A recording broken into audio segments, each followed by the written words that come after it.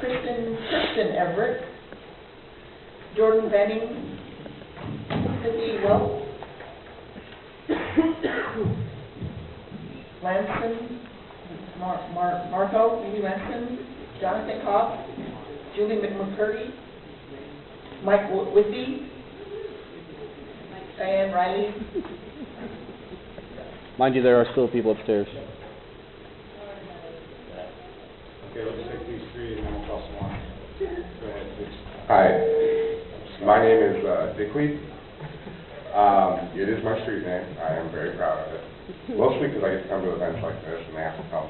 Dickley. That's funny. You know, I've been watching all these proceedings and I've been listening to everybody, and I am really disturbed by some of the language that's being used. I particularly love being associated with toxic waste. That's a new one. Yeah. I was told, I was asked, if I could not come up here and say things like bigot, or point out the NIMBY or all that kind of stuff. And I don't really want to focus too much on that. But the truth of the matter is that I work with a group of people that do amazing work every day. And we don't ask anything from anybody except for the freedom to continue to do that work. And that's the thing that really drew me as a person to this organization, and is why I continue to work there. We are completely devoted to what we do. And that's an amazing experience. Very few people who go about their lives with any kind of devotion. And I am blessed to be with a group of people who believe that advocacy is a human right. We all deserve to have a voice. That we all deserve to know our rights and to expect others to appreciate and accept us as humans, as equals. There's a lot of inequity in our class system, but there is some equality in the laws that govern us. I'm a human being and I deserve to be able to sleep. I don't deserve to have rich white people tell me where to sleep. Amen!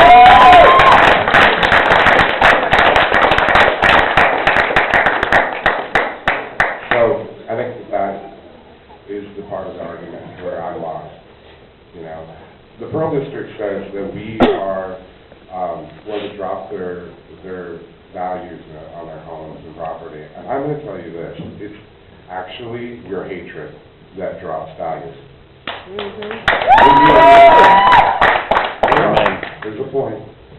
When you get behind an organization and are positive, and then teach others who come into your community that this is a positive thing, your values in home don't go down. They go, oh, well, there's a homeless camp. And you go, no, it's not a homeless camp. It's a rest area. They're doing great work for people, and we're all supportive of them. Well, guess what? Then your value can go down in your house. If you hate, then your property value goes down. And that's called justice. Amen!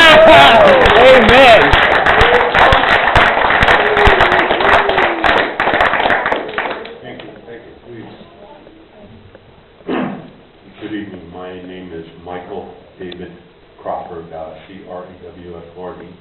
Call me Mike. Thanks for permitting me to speak.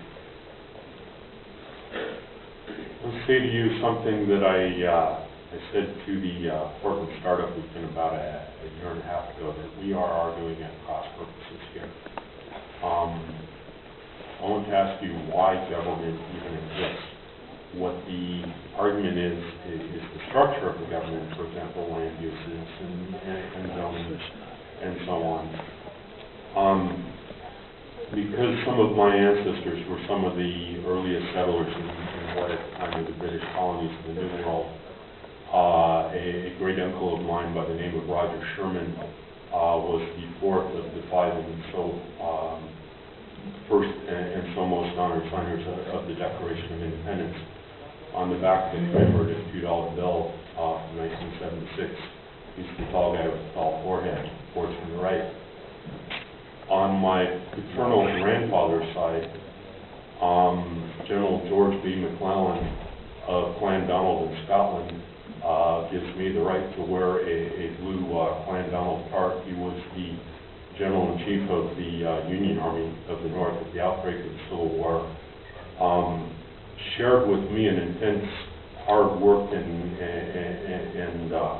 attention to detail that I believe he shared with what I have now, obsessive compulsive personality disorder. That makes me really good at the work I do with computers. But he found himself strangely unable to murder his own brother, so they replaced him with another uncle of mine from my maternal grandmother's side, William Tecumseh Sherman, who was just a maniac, and he just murdered everybody in his path. Mental illness is endemic throughout the human race and throughout human history, and is quite common among many forms of animal life, such as cats and dogs. It's not going away. In my own case, I do the worst if I don't get enough sleep. I'm working on a business idea. It doesn't matter what that is, but if you want to learn more about my mental illness, I discuss it at my business website, worklife.com, WARPLIFE.com. There's a big yellow box at the top, living with schizoaffective disorder. I'm not even scared. If I don't get enough sleep, I hallucinate vividly. I go a Just little mind while you, none of without them will write it enough down. sleep at all. Check it out. I can't see where I'm going when I walk. If I go a little more, I enter a completely altered state of reality, and I am unaware that I am not hallucinating. This was approaching about a week and a half ago. I realized it was getting to be a problem, so I dialed 911 on my own, told them it was not an emergency. I could have walked to the hospital if I knew where it is. They gave me one single Ativan pill and let me get 6 hours to sleep, and set me just right.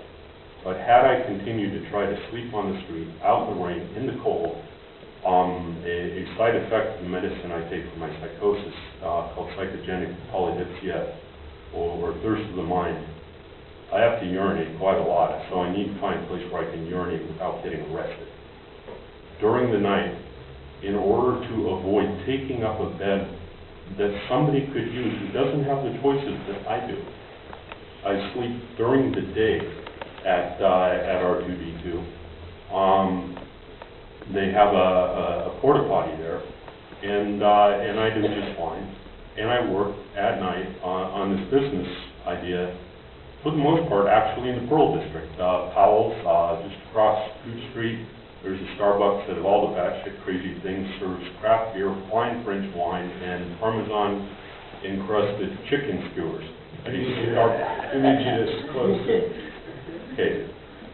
Go in either the parking garage or the front door at Starbucks and out the back door. Go get yourself anything at the Starbucks and then walk eastward, I think, down Coot Street, or more or less go north and then east towards the Willamette River. There are a whole bunch of places in the Pearl District that even if I have gotten my much desired job of working as a mobile developer since I moved here 3 years ago, I couldn't even set foot in there, even with a good salary. But it's not hard at all to drop my name into any internet search engine to find essays such as, Well, I need you to wrap up, because we got 11 other people speak. right, I wrote an essay, and I have a lot of essays like this. I'm a mad passionate writer called Every Engineer's Solemn Duty. I regard the vast majority of my colleagues as total slackers. Could you send that to us? Sure, I will. And it makes it hard to get a job, which results in my homelessness. I'm not asking for one thin dime. I can start a good business and I can employ other people, provided I have a place to sleep, where I can urinate several times during the night, and I'm not rained on. Everything else is handled. Thank you. Thank you. Stop blocking the restrooms. Hi, my name is Diane Riley, and I think tonight there's been a lot of testimony that could evoke some sympathy, maybe some empathy for each other. I have a lot of empathy for you guys, because you have a tough job. I have been kind of shocked, actually, by some of the testimony that's been shared tonight. I know that people are not always connected to other people's experiences, I know that, you know, we all focus on our own financial struggles and tend to not pay attention to other people's financial struggles. But I think that the takeaway for me is that I want to follow the leadership of people who care. You know, I want to be with people who are caring. And Right to Dream 2 is an organization that organically, almost it feels like magically, Portland has been blessed with. They're building community, they're helping each other, and they're providing an amazing example for all of the rest of us as well. I don't want to follow the leadership of people who are so focused on the bottom line that they can't care. And so basically, I would urge you to help us as a city push through the rigmarole of the zoning, the code, all the excuses, I think they are, excuses for not dealing with this problem. It's not like we that homelessness just popped up, you know. I'm old enough, I was born in 1962, to remember a time when there wasn't as much homelessness, right? And we don't have to live like this, you know, but we are.